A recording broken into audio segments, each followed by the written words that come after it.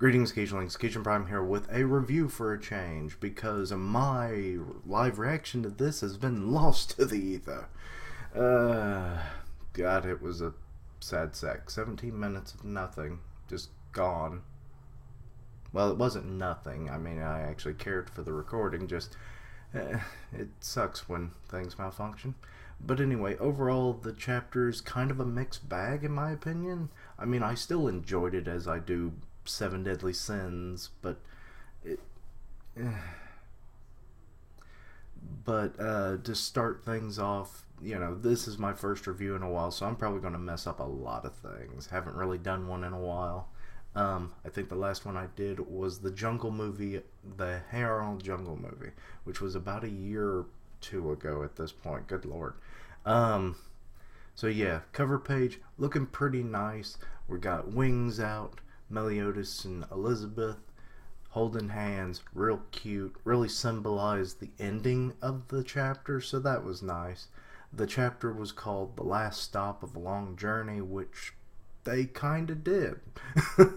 I mean, 3,000 years is a long time to wait for anything, and they finally reached that goal, technically. So, but it starts off, we're in Leonis.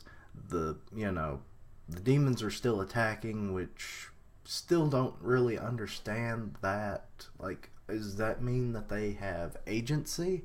Or are they hive-minded? Don't really know. I've got a few reasons for what they do in a minute, but, like, Slater was going to just sacrifice himself when this red fatty couldn't get his ass through the door.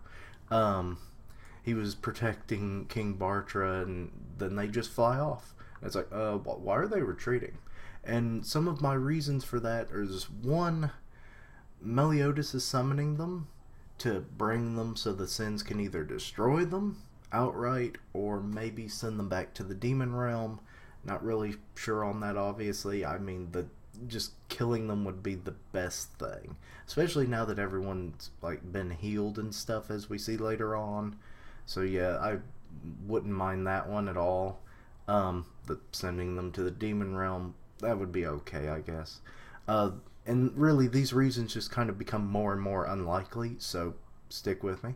The second is, they're going to Zeldris for one reason or another. Like, they sense that he's like the only royal left, because, Meliodas is kind of like, screw this mess. I killed Dad, I don't want any more of this. Obviously, like, we didn't see Zeldris, so the last couple chapters, so it's like, is he alive? Is he dead? We don't know. Does he even have a body at this point? I'm wondering. Which is kind of what I'm inferring with this idea. They're flying to Zeldris because, like, demonic pheromones or something has summoned them to his location, and they'll sacrifice their flesh to rebuild him or heal him or something. Resuscitate him in some way. And then the third reason is, it's all the Demon King. The Demon King is not really dead, Like, he's summoning them to, create a temporary body. Because, like, I suspect that, and I even said it last week, like, is he really dead? I mean, they kind of do say that he's dead in this chapter, but I'm like, okay, I guess I'll go with that, but I don't know. Given the title of the next chapter, it's very unlikely, hence why I said this is like the most unlikely of the reasons I came up with. So, like, temporary body, his mind was only repulsed from Meliodas's body, so that's why he has to create a body, or otherwise he'll go into the ether like my recording. So yeah, something like that. So yeah, we go back to the battlefield.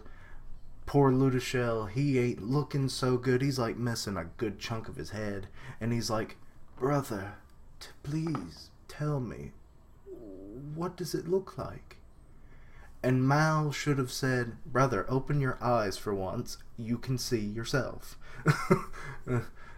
Like, he acts like he can't see. I know half of one of his eyes is gone, but he's never opened his eyes. This would actually be a funny time for him to be like, well, it's actually quite pretty around here, for a change. It's like, well, except for the desolation to Camelot, but they can rebuild.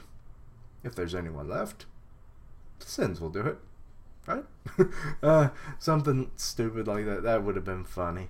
That's when we kind of get confirmation, I guess, that the Demon King has finally been slayed and all that. And Mal's like, it's great. The Sins were able to do what no one else could. Their efforts were really on show today. They earned my praise, kind of thing.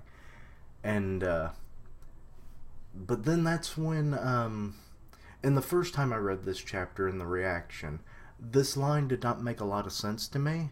It's something that, Ludashel says. It was like that, like, the Demon King has vanished, but the war is not over. But, like, they have taken their first step. The Demon Clan and the Goddess Clan have taken their first step together. And I wasn't quite sure. It was like, oh, is the series going to go on longer than I thought? Because I estimated around, like, 310 would be kind of the cutoff point of this series. Unless we jump into a sequel series at some point, who knows? But that's even still up in the air as of this, reading the chapter. So, But yeah. But as I reread it, I was like, oh, he's talking about, like, Meliodas and Elizabeth. They are big representatives of their respective clans. They have joined in love, and they are moving their clans forward, potentially. But the war is not over because, well, while the Demon King is gone, Mommy Dearest Supreme Deity is not. And I said deity instead of deity, but whatever. I did that in the live reaction, too. Weird. So, yeah. Not really sure what's going to happen with that. But, yeah. Elizabeth comes up and it's like, yes, precisely. I'm so happy that you, like, think the same way. And Ludashel just kind of brushes her off. It's like, I think he's still spiteful that she didn't choose his little bro. He's like, nope, forget about it. I was just tired of this war. Crap like that. But she's still happy, Elizabeth being Elizabeth, and she's like, I pray that you find, peace as he, continues to deteriorate and everything. So he's now gone.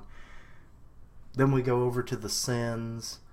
Escanor's all happy. He's like, we defeated the Demon King. Yes. And we got the Captain and Bond back. We're all together again. We're one happy family. And, but then he notices that, like, Diane and King are a little in the gloomy, what's the word? Down in the dumps? Yeah, that's the phrase. And they explain that it's like, they still haven't, the biggest problem has not been solved. Which is Elizabeth. She still has her curse. She has a day or less. They say still 1 day. I still don't know how they pulled that off. This is like middle of the day. Was it the middle of the day when she was cursed? So I don't know. Really, that's the thing when it comes to these curses. Unless you say when the bells toll on midnight, it's like, you will lose whatever or something. It's like we never get a time frame of when her curse activates. So yeah, they're like, they still want to break it, but the means of breaking it are gone. Now the Demon King has been destroyed. And it's like, we had it, but now we've lost our only means. She's going to die. Diane's really upset about it, obviously, But she's like, no, cheer up. It's like, we have the captain. Meliodas is back. He's back to normal. That's all I really wanted. And that's like the most Elizabeth thing ever. And it almost brings a tear to my eye. This cold heart beats for their love. Anyway, and her kind, caring nature. But with that, it's just like she doesn't really mind so much, I guess, that if she just keeps reuniting, because as long as, or as long as Meliodas keeps seeking her out, she's happy with it. But then that's when Meliodas decides to chime in. It's like, oh, we have a way to break the curse. Which this is when it starts to really pull on convenience, and they even call it out at one point. Because he does this kind of funny little thing of, like, oh, while I was escaping purgatory, I gained this power that allows me to do things that I couldn't do before. And Gowther's even like, you say things like that, you're gonna get killed. It's like, but I'm not joking. And Bond, that's when Bond calls him out, and it's like, you just conveniently got this kind of power? Which was basically words straight out of the fandom, am I right? I mean, while we saw it before, it's not the biggest ass pull, but there's still some tugging from the ass. But, he's just kind of nonchalant about it, and Elizabeth is just kind of like, what? What are you talking about? And so he's like, hey, everyone step back, this is going to be big. We, Merlin, can you do a little thing for us? And she's like, okay, curse discovery, which I didn't know what that was supposed to be about at first. But then we actually get to see the physical forms of the curses, which is kind of weird. They kind of look like commandments in that regard when we saw them like in that, the Mindscape kind of bit. So, Meliodas's looks kind of like a brain with little angelic wings and a single eye, and it's really veiny. It's the strangest looking thing I think I've seen second strangest thing, because the most strangest thing in this series is the perpetual rebirth, which is basically like a head eating itself. Like, it eats the hair of the one in front of it, and it's then, it goes on to that until it finally reaches around, and then it eats the whole head of the next one, and it just kind of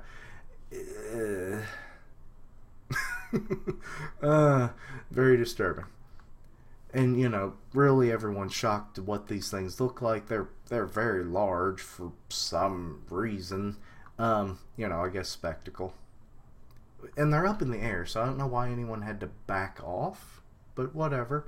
More I guess to what happens next, because Meliodas decides to go into a variant of the Demon King form that he had, when the Demon King was possessing his body and everything. Except what I notice is, like, his gauntlets are different a little bit. He's his normal, like, child-looking self. He's got some extra lines running down his legs. And what's the weirdest thing is, I don't know if it was just a slight defect in Nakaba's art, but like the dragon or the wrath sin tattoo looks a little distorted. I think that might just be because he's in this form, and yeah, I'm not sure how to feel about that little bit. I thought it was just the nose. The more I look at it, yeah, I guess it's just the whole distortion. But yeah, he's talking about, it's like, oh, it's time to fulfill that promise of 3,000 years. And she's like, wait, what? It's like, you're still going to do that? It's like, I don't care. But it was like, will you still love me after I'm, cursed? And he's like, I'll always love you, baby. Forever and always. Which is the nicest little thing. And then he freaking does a demonic Biju bomb and summons like these the same arms, basically. He's just a miniature version of what we saw before, so it makes sense. Summons the arms, lobs this demonic Biju bomb shuriken thing. I called it the Big Getty Star in my reaction, because I had forgotten exactly what the Big Getty Star looked like. It looks more like the cocoon he was in, to be honest. Lobs it, obliterates them, which now, curses over. They can now live a happy life. He transforms back. Elizabeth is all happy. He's like, oh, the journey is finally over. And she's like, no, it's only begun. we can actually live our lives now. So now they're heading back to Leonis, where they'll probably rebuild or whatever, and they're all happy because everyone's waiting for them. And then we find out there is an epilogue coming up next week, which I was like, what? This is the really mixed feelings I have for it, because like I thought like chapter 310 around there would be the end, but we might be done with it by 38 or 308 because 307 is epilogue 1, which be it, we don't know how many epilogues there are, which is a big issue I have. Usually it would just be like epilogue, and then we just kind of get a bunch of bullshit thrown in there for one chapter, kind of like, oh, what have the characters have been doing, you know, presumably after a time skip of some sort. But because it's epilogue 1, I'm kind of wondering if there's going to be 7 of them. You know, one for each of the sins, and we'll see like characters around them kind of fill in the gaps, kind of, and or something like that. Or it may be like just a 2-part epilogue, which I would be kind of fine with that, I guess. But one of my issues is Bond still doesn't have his sacred treasure. I assume that'll be resolved in the epilogue. And there was something else. I forget what it was now. Damn. It was from the reaction, and I said it, and I've already forgotten it. I am horrible, but I am the forgetful. But yeah. Oh, Lord, this chapter. I've been doing this series for like almost 2 years, I think, at this point. I'll have to look that up again. So yeah, it's sad to see it go. I mean, presumably we still have at least 2 chapters left, so that's nice, but like I said, mixed feelings on it, because I really was hoping it would go on a little longer, but what it is what it is. Oh, it's that Arthur. We don't really know if he's really dead or not. That's a big thing. Why did I forget that? But anyway, let me know what your thoughts on the chapter were. Anything I might have missed. We did get Hawk, surprisingly. I had to scour the pages, but we do see our little porker. And because I know I've been complaining about that for the last few chapters, because he's kind of here and there and whatever. But yeah. Okay chapter, I guess. Just some ass-pullery going on. Don't really know about the demons, that kind of thing. But yeah. Like I said, let me know anything I might have missed. Thank you for watching. Like, comment, and subscribe. Follow me on Twitter, Twitch, Discord. Links down below. And until next time, Quiche Lings, roll out.